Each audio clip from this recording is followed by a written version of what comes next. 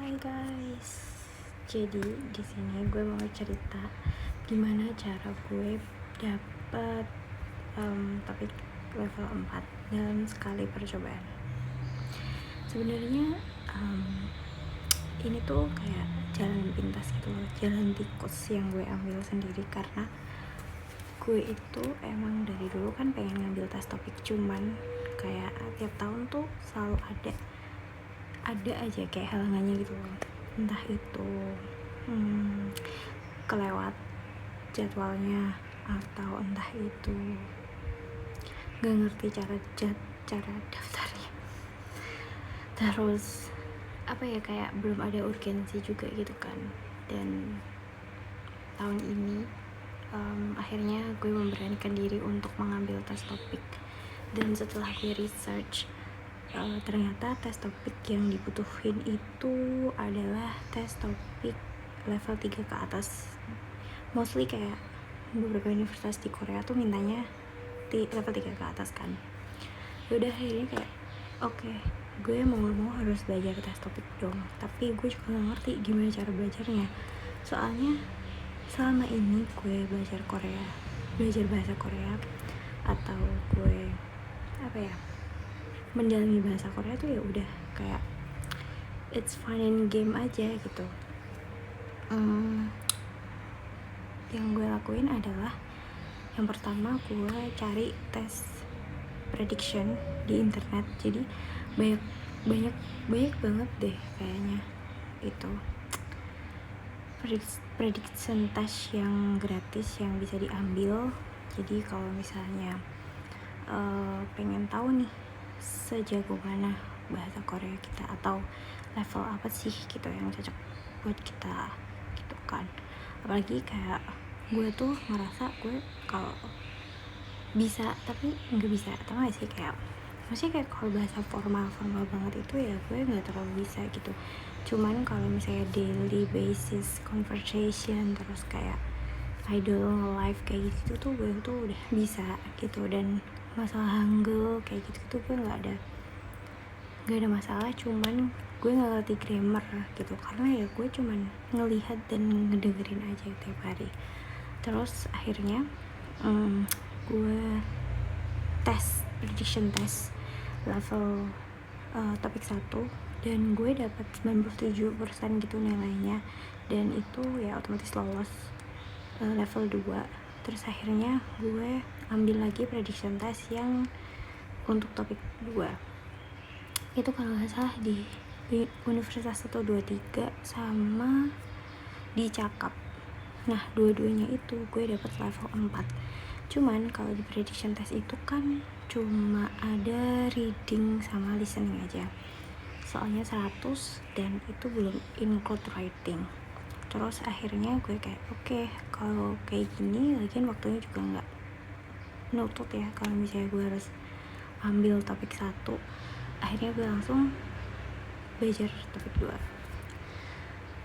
Cara gue belajar adalah yang pertama gue mendownload soal-soal yang bisa di-download gratis di internet. Jadi gue download semuanya, terus gue kerjain sebisa mungkin. Karena menurut gue itu tuh yang paling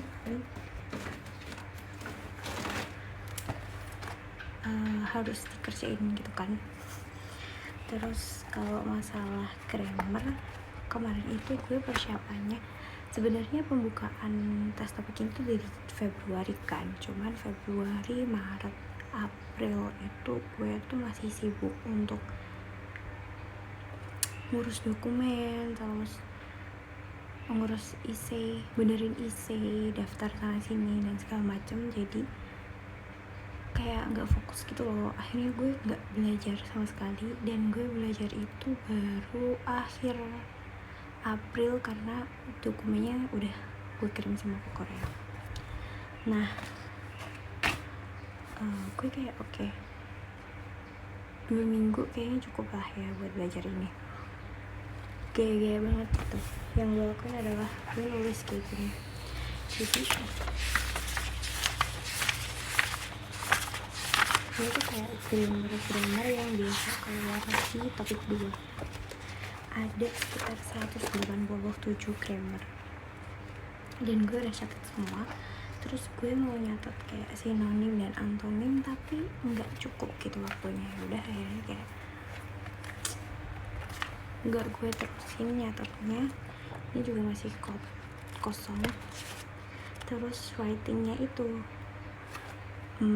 karena ini pertama kali gue belajar writing, pertama kali gue cari di YouTube writing buat topik, writing for topic 2 gitu kan. Terus habis itu, tapi itu mostly diajarkan dalam bahasa Korea ya. Jadi kalau misalnya kalian udah paham dan ngerti bahasa Korea, lebih enak belajarnya karena diajar langsung sama songseungnim bahasa Korea gitu. Terus aku karena dulu tuh kayak brainstorming dulu kan, nggak ngerti gimana cara nulis kayak gitu-gitu. Akhirnya aku kayak ya udah kopas aja, kayak semnya bilang apa aku kopas ketik sendiri di laptop gitu. Dan karena topik tes ini tidak berbasis komputer alias manual, jadi akhirnya gue belajar nulis kayak gini. Dari sini kayak sebenarnya tipe soalnya tuh nggak jauh beda sama IELTS sih menurut gue. Cuman kalau di IELTS kan cuma ada 2 soal. Yang pertama itu kayak tabel, grafik kayak gitu-gitu. Terus yang kedua itu kayak argumen, udah segitu aja. Tapi kalau di topik soal pertama itu kayak grammar, soal kedua grammar, terus soal ketiga baru grafik, soal keempat baru argumen gitu. Untuk 5152 sebenarnya itu gampang sih, karena ternyata kita tuh nggak usah mikir gitu, kita tuh cuma nyari kosakata yang ada di situ gitu. Jadi kayak bisa nih udah dikasih apa ya, bacaan gitu kan, kayak email gitu kan. Nah itu tuh sebenarnya kata kerjanya udah ada sebelumnya di soal. Jadi kita tinggal kayak oh pakai ini, berarti tinggal nambahin apa gitu. Saya kayak past tense atau present tense kayak gitu-gitu aja sih. Sama yang 52 juga gitu. Yang 53 itu 53 54 itu lumayan harus belajar sama songseungnim. Terus untuk listening gue itu, karena gue tuh kebiasaan kalau misalnya IELTS, ini perbedaan listening IELTS sama topik menurut gue ya. Kalau IELTS itu pakai accent, jadi kadang kalau misalnya dari British Council itu ya pakainya Australian accent, terus New Zealand atau ya British gitu of course. Tapi kalau misalnya topik itu beneran kalem banget gitu loh, kayak lambat banget gitu. Jadi ngomongnya tuh lambat, jadi semua kosakatanya tuh terdengar. Menurut gue kalau misalnya belajar listening itu ya kita tinggal sering-sering belajar aja, sama paling kayak 2, 3, 24-an ke atas, 20-an ke atas itu kayak kita harus fokus, karena soalnya kan 50 dan itu lumayan menguras konsentrasi sih menurut gue. Untuk reading, ini kesalahan terbesar gue dalam reading adalah pas latihan itu gue nggak pakai timer. Jadi pas beneran ngerjain nih pas tes itu, gue kayak 5 menit terakhir itu gue masih ada 5 soal yang belum gue jawab gitu. Jadi kayak gila sih. Jadi kalau misalnya latihan reading itu harus pakai timer. Untuk belajarnya kayak gimana ya, aku ngerjain, terus habis itu aku nonton video pembahasannya aja, udah gitu aja sampai H-2 kayaknya.